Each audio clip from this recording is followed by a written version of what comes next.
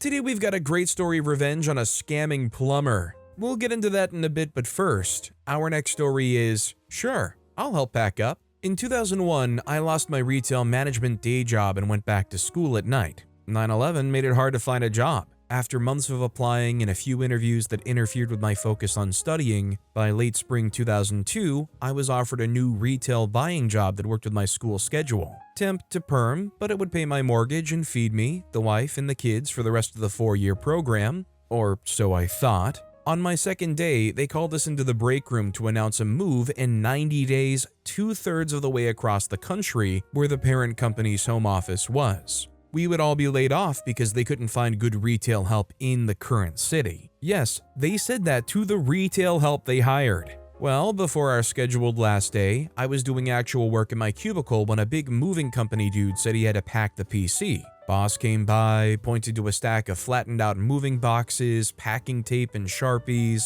and told me and the other purchasing analysts to help pack, so I did. I packed up everything. I packed up the PC, I packed up several boxes of obsolete cables, I packed up the paper files, especially the old files on discontinued items. I packed up the big local phone books, I packed up all the trash cans from all the cubicles, trash and all. I packed up the full recycle bins, I packed up the garbage bags from the lunchrooms, I packed up the leftover pizza, I packed up the old food in the fridge, I packed up an open milk. I packed up the restroom wastebasket. I taped up all the boxes as I went. I grabbed a Sharpie and identified the boxes, HR or company name manager's office or comptroller. I stacked them neatly and watched as the movers whisked them into the hot trailers 3 at a time via hand truck. Home office was not expecting the fleet of tractor trailers to arrive for over a week. I wish I could have seen them unpack. So I do think it's a good revenge, but I just kind of feel bad for the movers because imagine after a week getting to that new location and pulling up that trailer door and just having a whiff of the restroom, the old fridge stuff, the spoiled milk.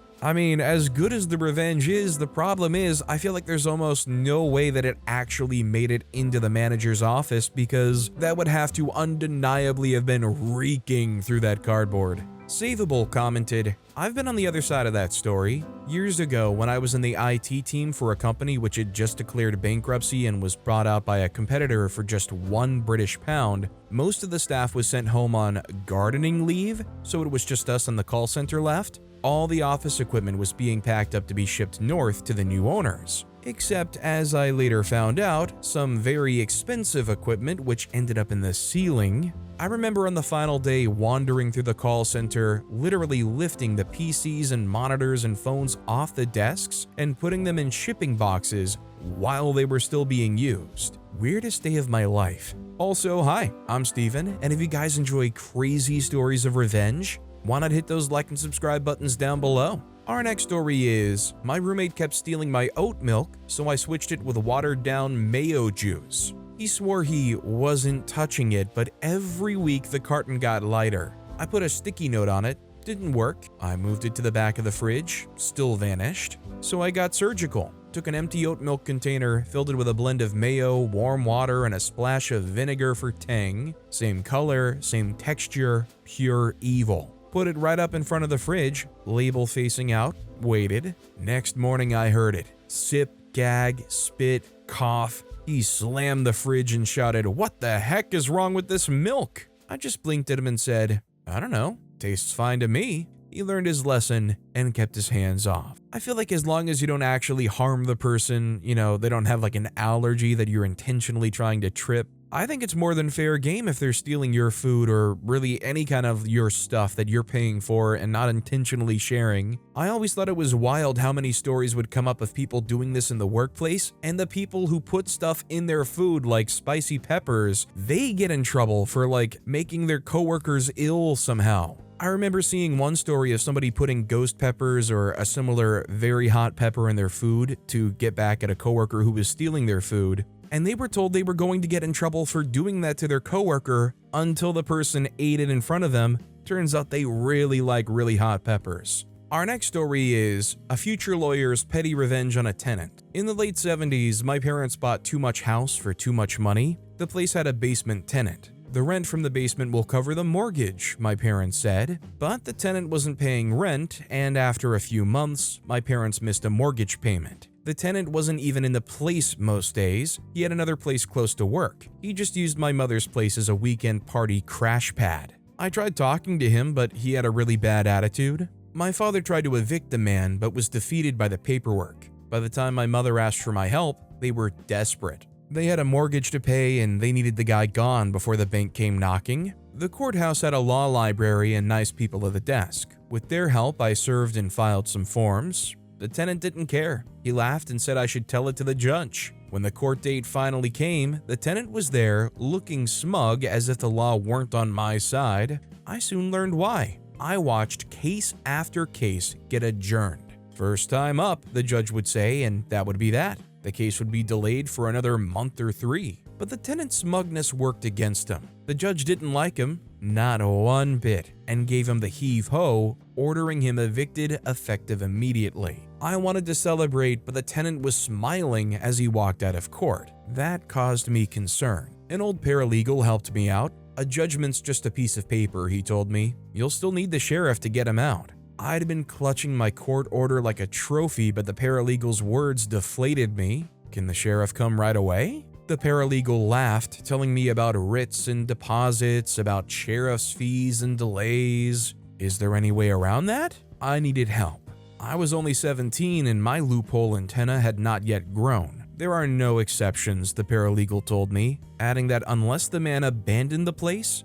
I would need the sheriff. Thanks for the loophole, I said. The paralegal looked at me like I was nuts. 3 days later, the tenant knocked on our door in a rage because his key to his apartment did not work. We found the place abandoned, I told him, which was technically almost true, sort of. It had been unoccupied for a few days, and when I entered purely to do a wellness check, the place had a decidedly unoccupied feeling. I felt obliged to call it into the police just to report it, make a record of it. Abandoned residential unit, landlord moving contents to storage. Abandoned? The tenant said. And where's my stuff? The nice lady at the courthouse library had not been very impressed with my eviction loophole, but she helped me draft a release. You're going to need one, the lady said, after admonishing me for coloring outside the lines and making me promise not to pull a stunt like that again. Sign here, I said to the tenant, trading the release for the storage company's address. The tenant called me from the storage place an hour later, telling me what a jerk I was, that I'd stuck him with a big storage fee. I told him, if you don't pay that storage fee, they're gonna say you abandoned the unit. You don't want to do that. You lose all your rights if you abandon a place.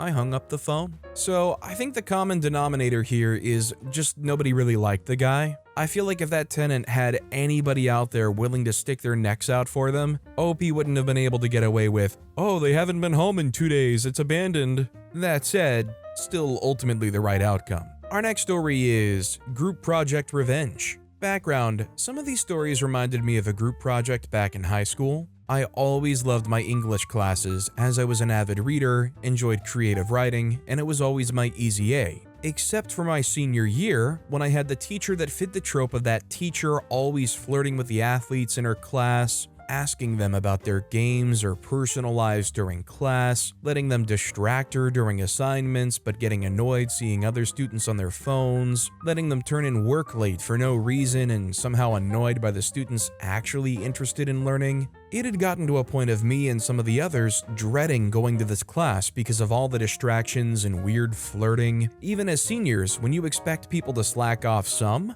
a lot of us were wanting to prepare for college courses next year, so still took it somewhat seriously. The student athletes were honestly nice guys, but knew they could get away with murder, so milked it. The project. It was one of the first years in the 2010s that students started getting personal laptops, and we had to do a group PowerPoint presentation on a poem assigned by the teacher. Stupidly easy rubric to follow, where everyone basically had to present one slide, and we would be graded as a group for the overall presentation, with a requirement to answer 3 questions from the class afterwards. Basically an easy A. Groups were assigned, and as the girl with the highest grade in the class, of course, got put with the male athletes. Fortunately, we got a really good poem, I Know Why the Caged Bird Sings, but planning went as expected for anyone who's been in this situation. I created and shared the PowerPoint, assigned the topics, and the order we would go in, while they all just talked to each other and ignored the work. I knew she put me with them to guarantee a good grade for everyone, so to spite her, I decided to take a limited approach.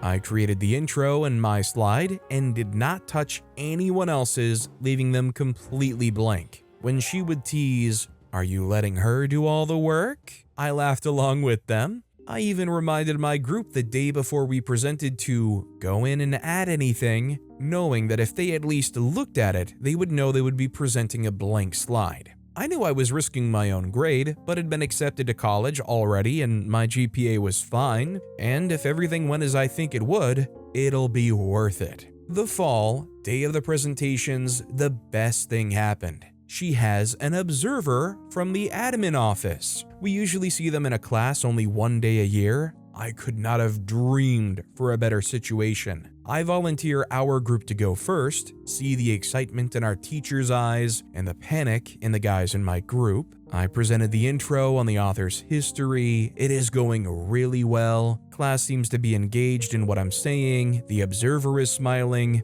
Then I changed the slide that's supposed to introduce the poem. It is blank. I stand confidently to the side, saying nothing while the rest of the mood in the room shifts. The three guys fumble over their own words, having nothing to say, looking to each other in panic as they switch the slides and each one is blank. They can't explain the themes, significance, can't even say what they liked about the poem. One does a good job of rephrasing some things I said, but that was it. The observer has their brows furrowed as they write notes. Our teacher is white as a ghost. Victory at the end when the class is required to ask 3 questions, and I answer all after giving my group a chance to respond. Our group has failed. Even with my efforts, we're not getting anything above a D. At the end of the presentation, our teacher tries polling, "I don't know if I gave you guys enough time to work on this project. We can push it back another day." And the second best thing happens. All the other groups eagerly say, "We're ready, we can go."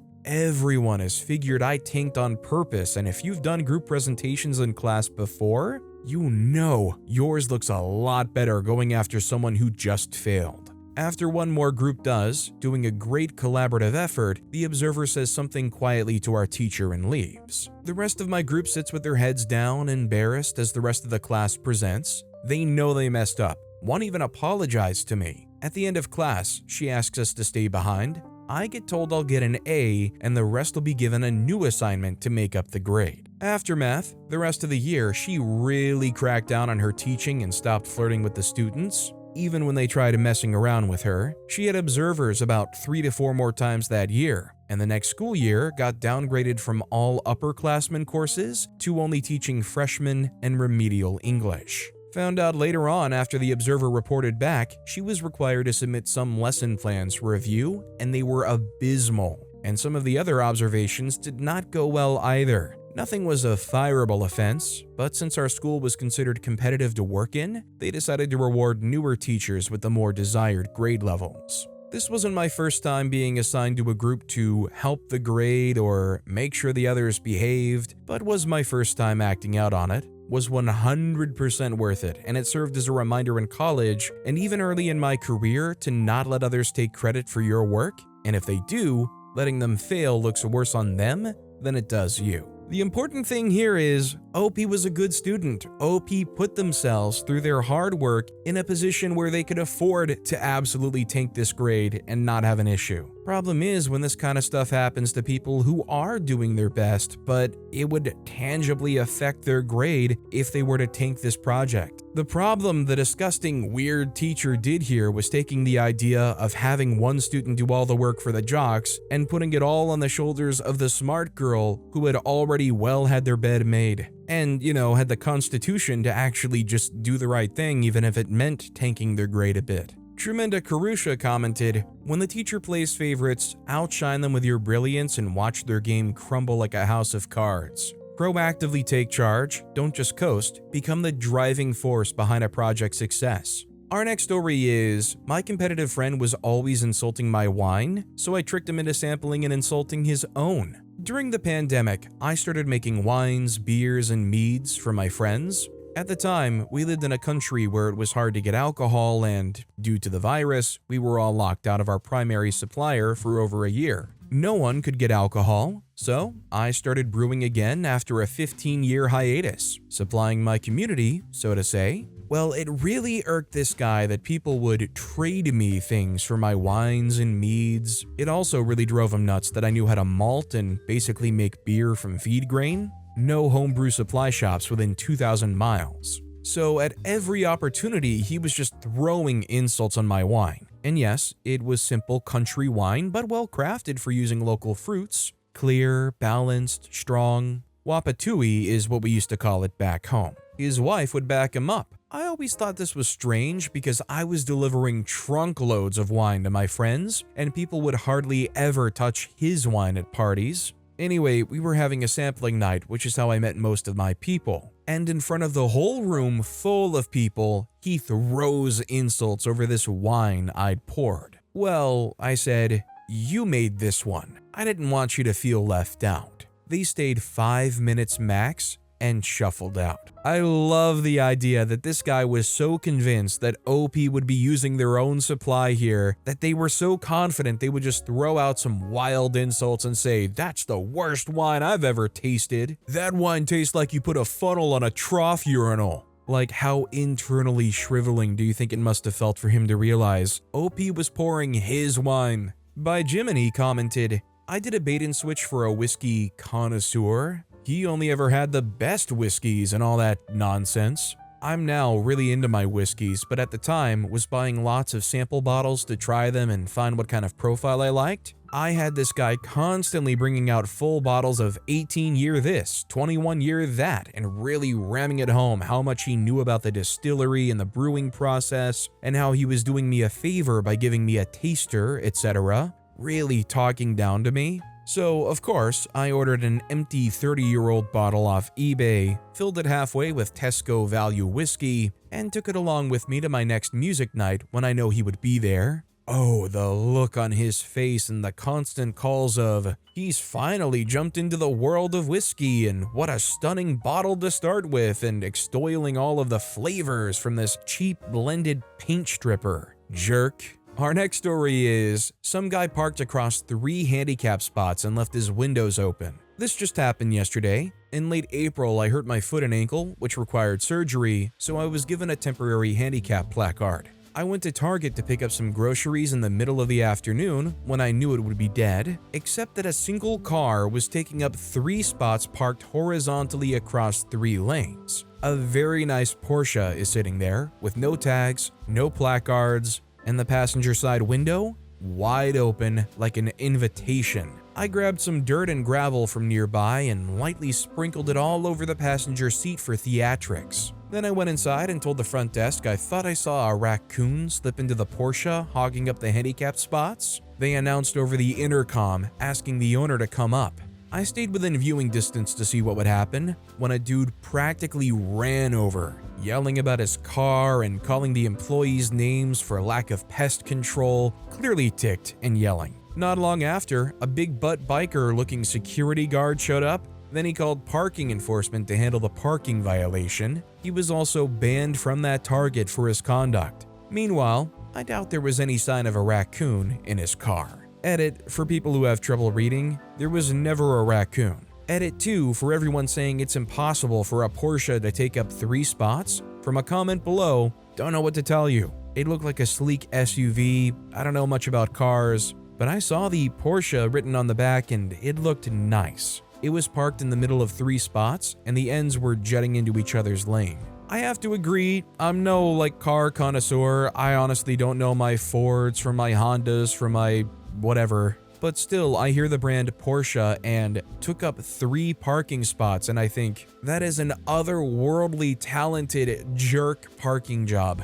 And I say jerk very lightly because there are other much more effective choice words that I am very much not choosing to say right now. KnownSkin3639 commented, I used to drive a tow truck. I was always slammed, but never too busy to relocate handicapped parking violators. Security had me on speed dial, in and out in I guess about 20 seconds once the impound sheet was signed. Sorry, not sorry. Richard heads deserve to be treated like they treat others. Disrespectfully with extreme prejudice. I made a lot of money with that alone. Again, sorry, not sorry. Our next story is dog poop. So I've lived in a condo community for about 6 years now, and there's always been a lot of renters in the community. Over the last few years, it seems like this is one of the few communities where you can get a decent 3-bedroom rent over the last year or so, which means a lot of new faces. The renters totally disregarded the fact that you have to pick up your dog poop at all times. The common areas are littered with dog poop, as are the grassy areas behind the condo units. One unit even collects the dog crap and then throws the bags in front of their front door and leaves it for days or weeks. The HOA does nothing about it. So I put up signs that I ran through ChatGPT to make sure that they were polite. Within a day or so, someone tore them down. So I created a Gmail account that neighbors can email snitching on people leaving their dog crap out, and I'll personally pay you $50 if they get fined. I've got a ton of responses. Now we're fining a bunch of people and threatening one particularly bad case with eviction. The best is when they deny it and you have them on video. If anybody has ever had a dog, you'll know how honestly easy it is to just follow your dog around on a leash with a bag over your hand ready to go. If anything, I'm willing to bet these are the same types of idiots and morons that let their dogs out of their house off of a leash that just run around wildly, take a squad wherever, and then they just leave it and call them back inside. Like, I know it's not the nicest thing to get that classic orange dog poop bag and scoop it up with your hand, but there's absolutely no illusion that it's by any means a difficult thing to do. Mother of the World 2 commented, "I love this revenge, well played. I've had dogs most of my life, and I pick up after my dogs daily in my own yard, except when there's more snow than poop and the poop is frozen to either the ground or the snow, but come melt, it gets cleaned up as soon as possible. When out for walks, the poop bag holder is attached to the leash, and any of my dog's poop is picked up right away. I think people who don't clean up after their dogs give all dog owners a bad name, and I resent being classified in that group." Our next story is turn the tables on a scamming plumber. Hired a plumbing company for a kitchen remodel. They sent a young guy for several days' work. Plumber notifies me that the furnace exhaust flue is corroded and installed backwards. He wasn't hired to mess with the furnace, but says this is something he's supposed to check. Company owner calls me, tells me that for $1,800 he can fix the flue, and threatens to red tag the furnace in the middle of a Vermont winter. So I sent the flue manufacturer pictures of the flue, and the manufacturer verified that the stainless steel flue is not corroded and is not installed backwards. Now I know this is a scam. Here's where it gets good. The state has an online database of certified plumbers, and the young plumber is not on the list. It is illegal for a non-certified and unsupervised plumber to work on a house in our state. So I called the owner and asked him who to contact to verify that the plumber is certified, knowing that he's not certified. Boy, did that owner start kissing my butt. I hung up on the owner and let him sweat the fine and sanctions if I turned him in for the violation. When I got the bill for the job, I sent a payment for what I thought the job was worth. I love that OP just sent them a payment and said, "Deal with it." Like, honestly, at that point, I'm surprised OP didn't just straight up report them and get a certified plumber to come out and double check what they did. I mean, they're not certified. OP paying them what they felt was worth and just praying that they actually did good work, even that's quite a gamble. Roxy Steve commented, "I'm old and I look it. Every time a chimney guy comes around, my chimney is about to fall down, the flue is cracked and about to fail, and yada yada yada. I just say thanks but no thanks. The last time I got visited was because I wanted the cement cap replaced on the chimney. Cue the chimney guy sketch. I said no thanks, and he got cross. Then he couldn't start his truck and came around asking if I could give him a boost, which I did with a smile. After which he started in with, 'You did me a favor, so I'm gonna offer you a deal.' Insert chimney guy sketch, Das Moss. They really are shameless scammer scum. Queen of the Hack and Whack commented, "Not the house, but my old car. I was on Cape Cod, 71 Camaro. I knew I needed a clamp on the front pipe of the exhaust, but ignored it. Pipes came apart, stopped at a service station. Guy put my car in the lift and comes out and tells me I need a whole exhaust system. I said, show me. He walked me into the bay, I pushed the pipes together and told him to put a clamp on it and stood there while he did it, red-faced, $9, thought he could get away with it because I was a woman that rebuilt the drivetrain herself. 327 4-barrel 4-speed Posi RE. Our next story is, seller had my cousin and I drive an hour for a sale, cancel sale. I made seller drive 2 hours for nothing and cousin ends up winning big time. So about 5 years ago, my cousin who was stationed in the air base decides to live with us.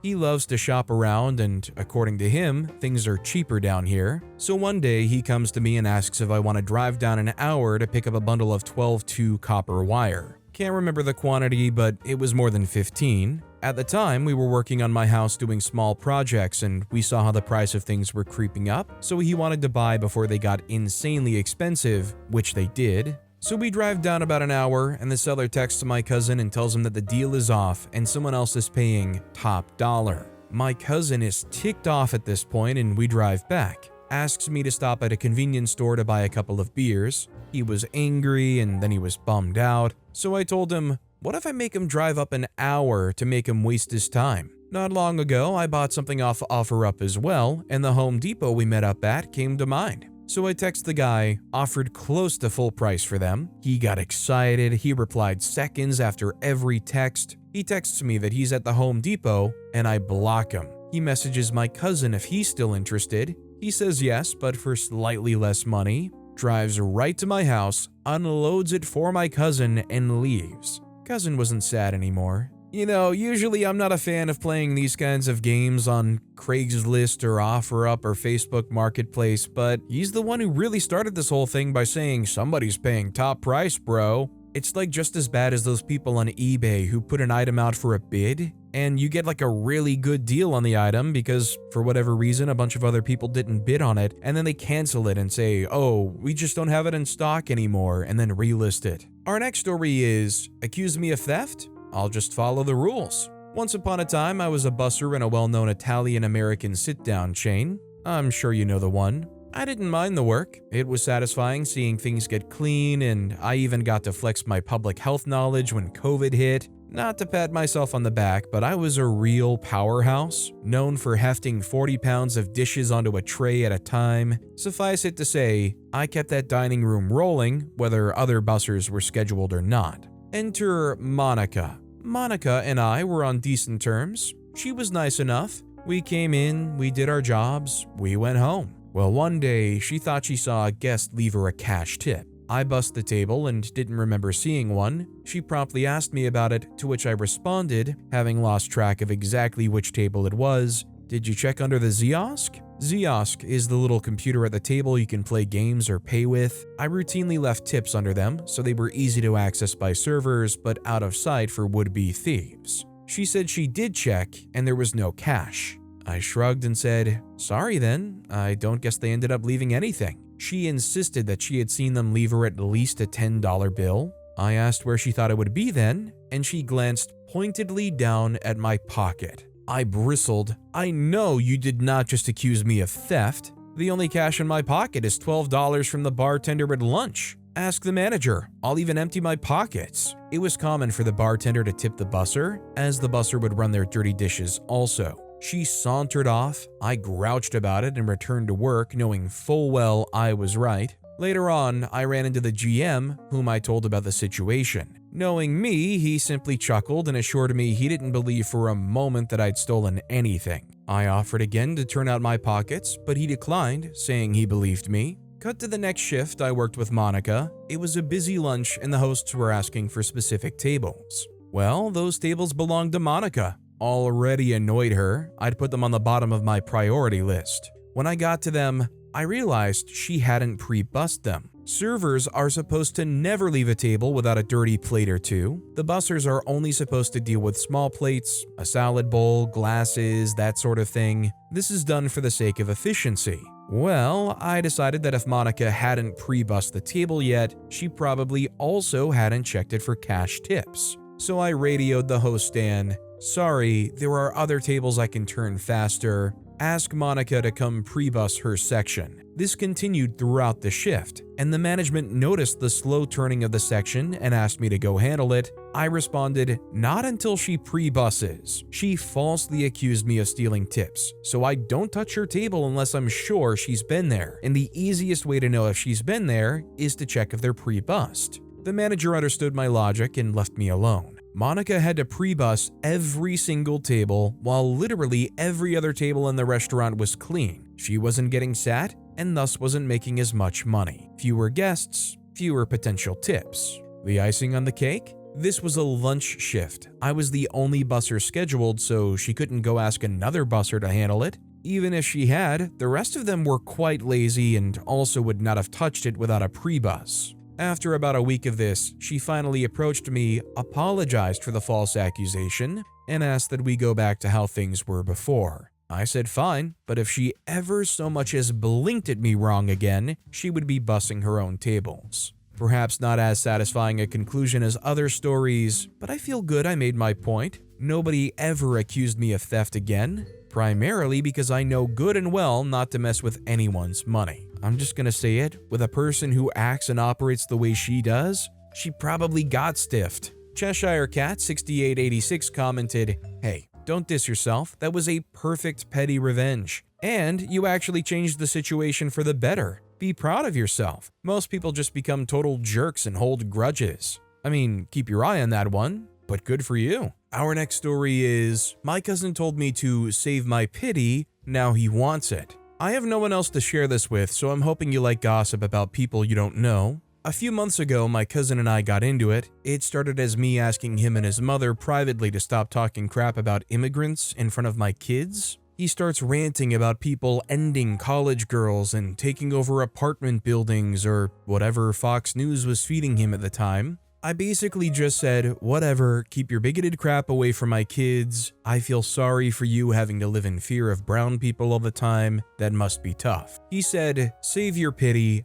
I don't need it." Bet. Now he's laid off from his job at United Healthcare, and his DEI hire wife, disabled, is about to lose her job too. He's used up all of his mom's social security and can't pay his mortgage. He started giving my husband hints that he needs money, so I sent him a screenshot of his email. "Save your pity, I don't need it." I will. Freak you, Alan. So what I will say here is, regardless of your political beliefs, I think this is a very good example of why, if you can help it, you really should just try to leave politics out of the whole family discussion. I mean, I know for example that I have my own beliefs, and I have friends who clearly vote differently and feel differently, but we just try to leave that away and just try to be people around each other. The problem is when people make it their whole personality, or like everything in their life has to be influenced or conspired against by some political thing or whatnot.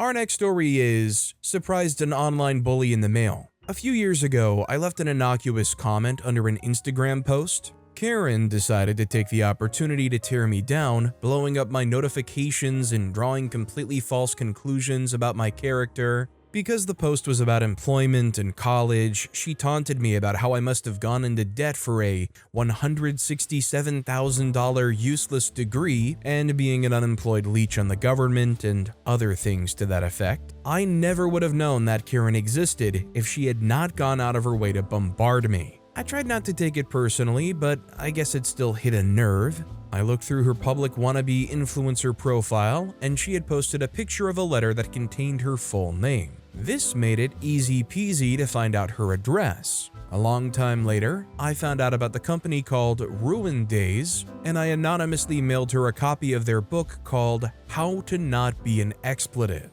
On each page it says something like, "It's easy, just don't be an expletive," and "Have you tried just not being an expletive?" I don't know exactly what transpired after sending it, and it may just be a coincidence because I certainly did not use tracking information, but now she keeps her crap on private. So Karen, if you're reading this, how's your divorce going? That information is also publicly available on Trellis Law. Note, this is not an intentional ad for Ruined Days. I just thought the book was funny and wanted to give credit where it's due. I think a lot of people out there have recognized and understand, unfortunately, the courage that the anonymity the internet provides gives people. I feel like really on any big social media, on a very public-facing post, you can find some wild comments on there. People making wild, out-of-pocket jokes about things people can't control about their appearance or their mental faculties or whatnot. People leaving wild comments that would get them straight up arrested if they actually went out and did that stuff. You get morbidly curious, you click on somebody like that's profile and it's just full of this absolutely crazy stuff. Thing is though, if you're gonna be dumb enough to do and say all of that stuff, you really shouldn't have anything that actually tracks back to you on it. Freddy Foreshadowing commented, "Sadly, people like that are all too common. You find plenty of them here on Reddit. People read maybe 3 random words of your comment and decide they don't need to bother reading the rest to know what you're going to say. Makes you wonder what's going through the person's head at the time."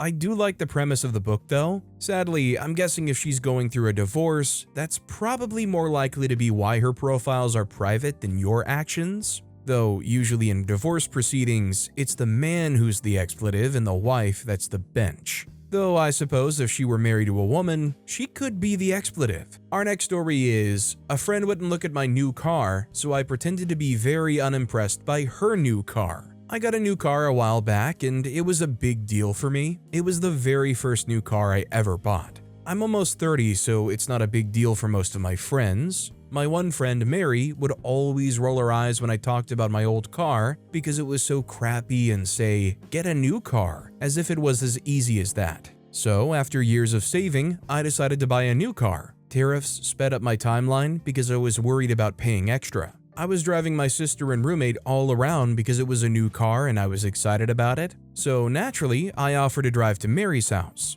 My sister asked if I told Mary about my new car, and I said that I hadn't because I figured Mary wouldn't care. I also knew that it would hurt my feelings if she didn't care because that's what you do for friends. You check out their new car and applaud their success. I didn't want to find out if she cared or not because I knew it could get my feelings hurt. So my sister called Mary while we were driving over and told her that I bought a new car and to come check it out. Mary waited for us to pull up, opened the door, stuck her head out and said, "Oh, nice. We're training the puppy not to jump on people, so don't pet him when you first get inside." Then closed the door without looking at my car. My feelings were hurt, but I also knew that I was being sensitive. I also thought that there would be no value in telling her that my feelings were hurt because I didn't want to have to sit through her saying, "Wow, nice," looking at my car when it would be clearly so forced. I figured that if she ever got another new car, I would just be petty and return the same energy. I also thought it would take years for her to get a new car because the current one wasn't paid off. Well, 2 months after I bought my car, Mary's was hit by a drunk driver and totaled while sitting outside her house.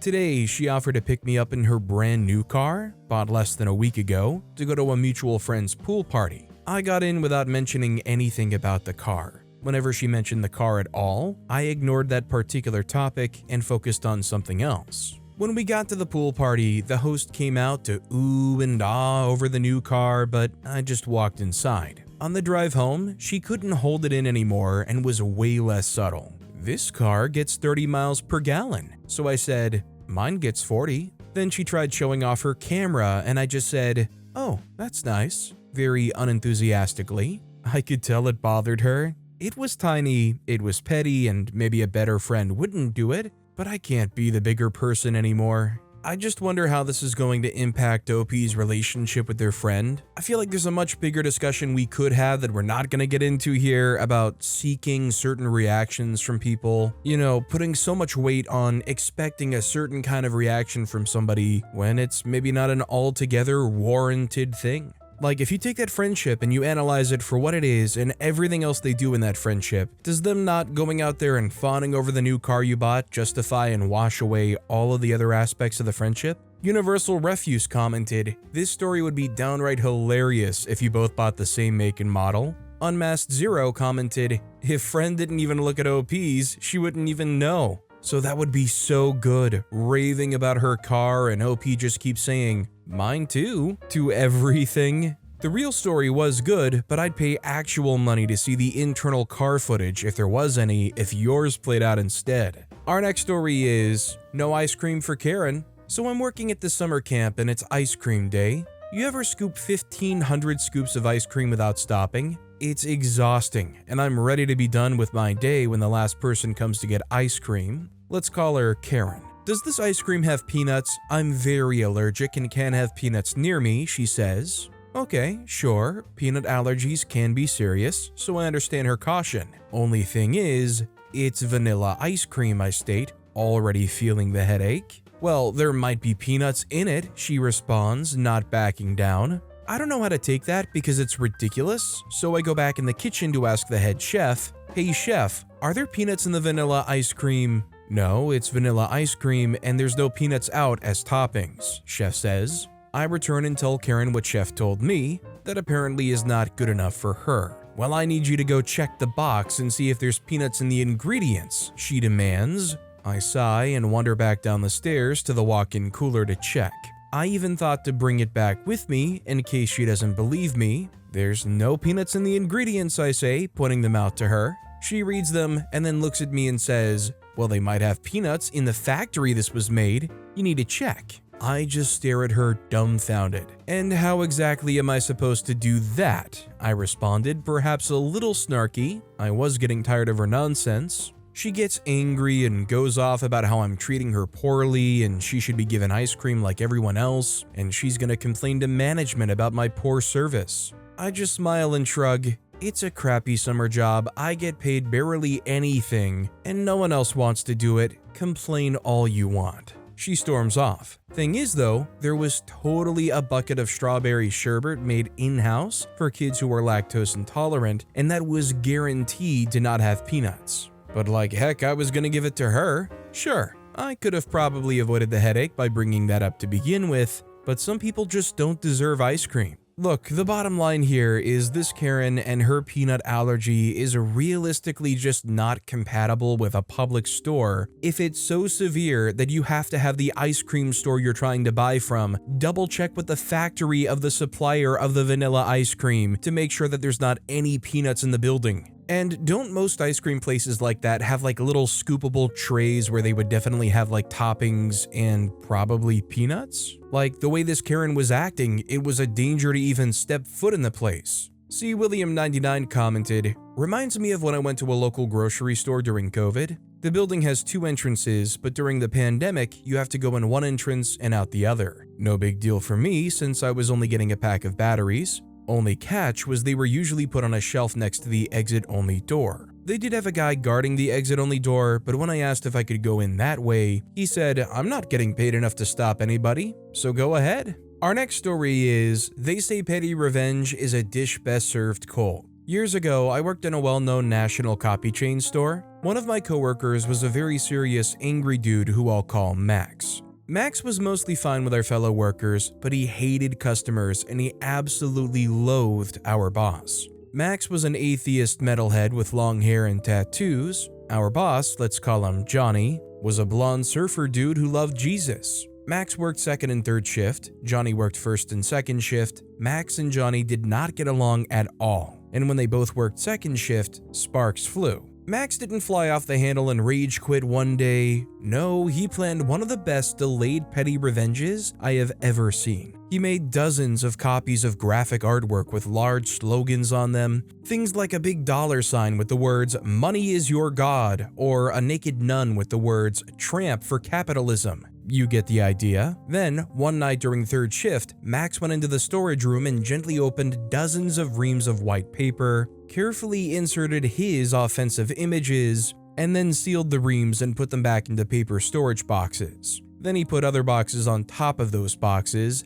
Then Max quit. It took a week or two before Max's images started showing up in customers' copies. I think it took about 3 or 4 instances of angry customers coming in with their business proposals, spreadsheets, or church bulletins defaced with Max's edgy slogans before Johnny finally figured out what Max had done. Poor Johnny had to open up every box of paper in the storage room, then open every single ream and go flip through the whole stack by hand. He found most of the little propaganda bombs that Max left behind, but not all of them, because not all of them were full-page graphics and wouldn't show up when Johnny quickly flipped through a ream. They kept showing up for weeks afterward. So don't get me wrong, it is a good revenge, but the unfortunate thing here is completely innocent people are absolutely pretty much on an equal plane caught on the crossfire. Like, God forbid, imagine there's like a flyer for a kid's upcoming t-ball game getting printed out and they don't catch one of those obscene little graphics.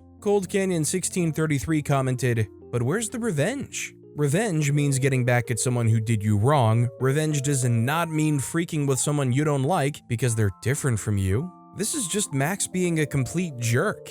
Should I freak with people who don't look like and think like I do? Can I post about it here?" Our next story is, I bruised the bananas to prove a point. I, 47-year-old female, have a routine when I buy bananas, and this story is about bananas and my master plan to prove a point. My stepson, 21-year-old male, is a nice person, a sweet kid, and we have a great relationship, but some things he does bugs the crap out of me, and sometimes I just feel petty. This is one of those times. I make a lot of smoothies and fruit salads, so I use a lot of fruit and I buy fresh fruit and vegetables every few days. My routine with bananas is buying almost ripe ones, using up most of them, and then buying some green ones, so by the time I need them, they're ripe enough without getting to the banana bread stage. This was working until my stepson decided that he wanted to eat healthier and asked if he could start eating the bananas. I didn't care, so I started buying extra so he could indulge. I also let him know to eat the ripe ones before eating the not quite ripe ones, so I don't have overripe bananas.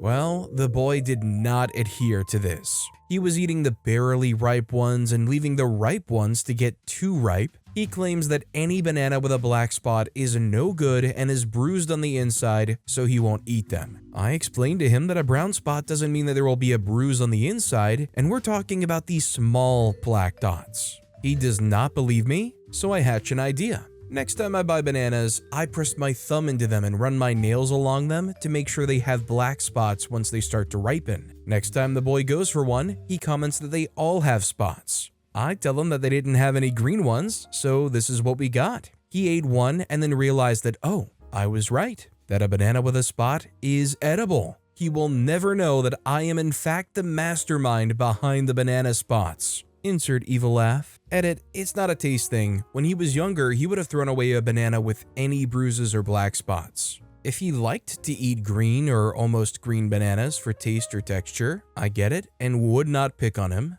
Or if he bought his own, I wouldn't touch them or mess with him. I mean, realistically, any way you want to frame this, OP did the fiscally and financially correct thing. Especially if the result is having a breakthrough where he can eat the bananas that have the little black spots on them and therefore reduces the chance of food getting needlessly wasted.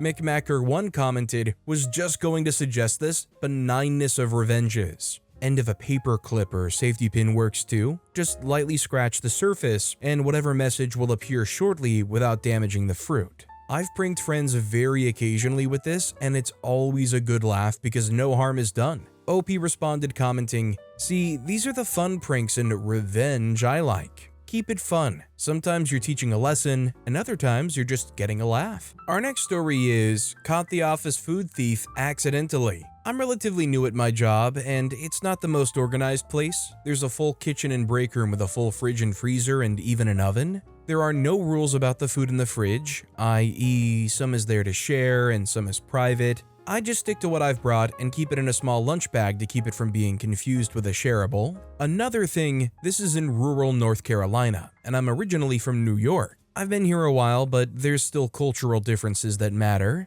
So apparently there's been a rash of food thefts. No one spoke about them, at least with me, and it seems that everyone was prepared to suffer in silence. So yesterday I brought my lunch in and it was leftover curry pollo and it was spicy. I enjoy it spicy and it was a bit much even for me. I've learned that in this area, people like things much sweeter and much less spicy than I'm used to. So when I entered the break room for my lunch, a bunch of people were standing around and one of the guys, Brent, was getting his blood pressure taken by the HR lady, I was concerned and came over, and he immediately started yelling at me and telling me I tried to poison him. I was so confused, but after a whole back and forth, I realized that Brent had stolen and attempted to eat my lunch and was claiming that I put an inedible amount of spices on it. I had to explain that I like spicy food, I didn't expect him to take my lunch, and now that I'm looking back at it, I'm shocked he knew it was mine. Like, it's in a small floral lunch bag, but I didn't put my name on it.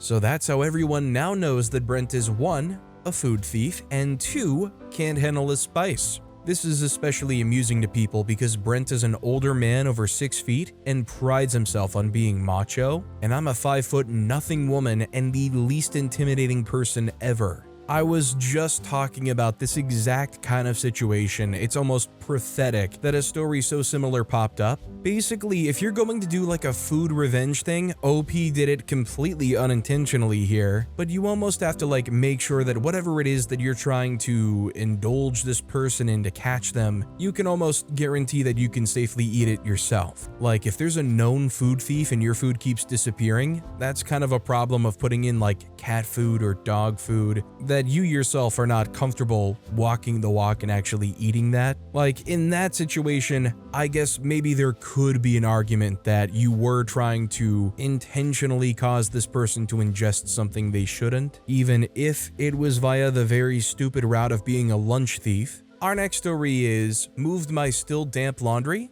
Fine, I'll mess with yours. So the dorms I'm living in have communal washers and dryers, and it's usually pretty empty, especially on Saturday afternoons when I go in. Plenty of open machines, even discounting the broken ones. Yet, I go to get my stuff first and find that someone emptied out my still damp sheets and towels onto the counter and put their stuff in. I don't want to start something unnecessary that might escalate and just move them to a different dryer, which was easy since most of the dryers were open. The new guy's stuff was still wet. Not just damp, but wet, and I was going to just leave without restarting the dryer before deciding to go the extra step and move the timer so it looks like it ran the whole time and then stopped. Coming back an hour later, forgetting where exactly I put my stuff, I opened one dryer to check and realized, hey, this is that one guy's stuff. Turned out he had moved it to a new dryer after finding it still wet. Must have thought the other dryer was broken. It makes sense, all of the machines were old and were at least 8 or so dryers down at the moment.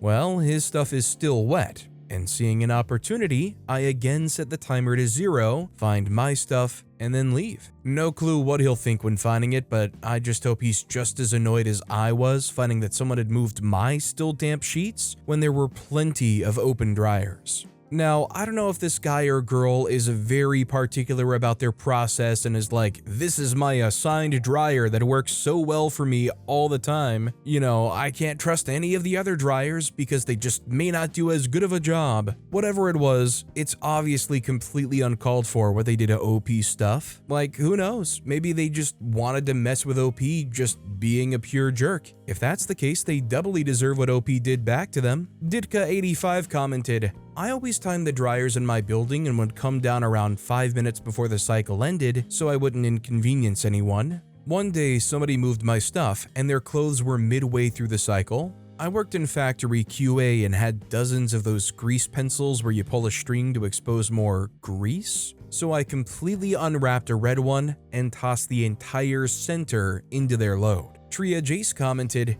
I did that with my inspector's stamp. We had gotten new ones, so the old one was in my pocket for me to take home while I did laundry at a public, adultier adult laundromat. I try to take corner dryers so I can more easily remember which ones I used and had gotten the dryers in my favorite corner this time while it was busy. Yay. I sat down in the seating area that's across the shop for 45 minutes before I go to check on my laundry. I get there, it's not my laundry, but the right time is left for what I paid for my laundry. I walk around and find my laundry on another wall, still soaking wet and not drying. I was 24, too old to play petty games with adults, and I was too exhausted to complain or move his laundry, so I took out the tiny wick and the refill section of my stamp and threw that red sucker in the dryer. Later, his partner pulled out the laundry and started yelling at him when she noticed and asked what he did. I'm sure the argument lasted a few days. Don't try to steal $4 from me, just ask. I won't say no unless I literally have no money. Plus, $4 is such a stupid amount to steal. Be a big boy. Commit a felony. Our next story is English-only workplace? Enjoy culture sensitivity training. I work at a public hospital where a large portion of our patient population speaks Spanish. A few weeks back, I overhear 4 coworkers complaining that Spanish shouldn't be allowed at work because it's unprofessional. Context: this started because some Spanish-speaking employees were speaking Spanish in front of a non-Spanish speaker. This non-Spanish speaker thought they were talking about her. Spoiler, they weren't. This offended coworker quits because she claims she was being bullied by the 2 who routinely speak in Spanish to each other. She was one of the most dramatic people I've ever met, so good riddance. But the 4 are discussing how they think she was bullied out of her job and that Spanish shouldn't be allowed to be spoken at our job unless it's to speak with patients. Otherwise, only English should be spoken. They had to be able to speak English to get this job, so that's what they should speak since it's the language everyone understands. As someone who grew up in a home where 2 languages were spoken, I obviously took some issue with this. I asked, how do you know when they were talking about her? Do you speak Spanish? They don't. They said, you could just tell they were talking about her. I said, how could you tell if you don't speak Spanish? I told them they need to mind their own business or learn Spanish. You don't get to dictate whether someone speaks in their native language or not. That didn't go over well and they got very defensive. They doubled down on their stance and told me I was getting too heated to talk to. I had raised my voice slightly because they kept repeating, if they can speak English, they should speak English, it's not that deep. I'd had enough at this point. Over my lunch break, I went to my car and wrote a detailed email to HR and my direct supervisor. Now they all have to complete cultural sensitivity training in order to keep their jobs. ETA, I will point out a few things here. We work in a back hallway that's completely separated from patients. We call it the bowling alley because it's one long hallway of providers and clinical staff working side by side and back to back. About 50 people. I have never heard anyone speak in Spanish poorly about another employee in this back hallway. Does that mean that it doesn't happen? Of course not. But do you know who I have heard speak poorly about other people? These same 4 women. I've heard them talk poorly on patients and other employees. They also talk crap about the LGBTQ community, for which they've also been reported to HR. I wasn't the one who heard and reported the conversation, but it came up again when they got told about their cultural sensitivity training.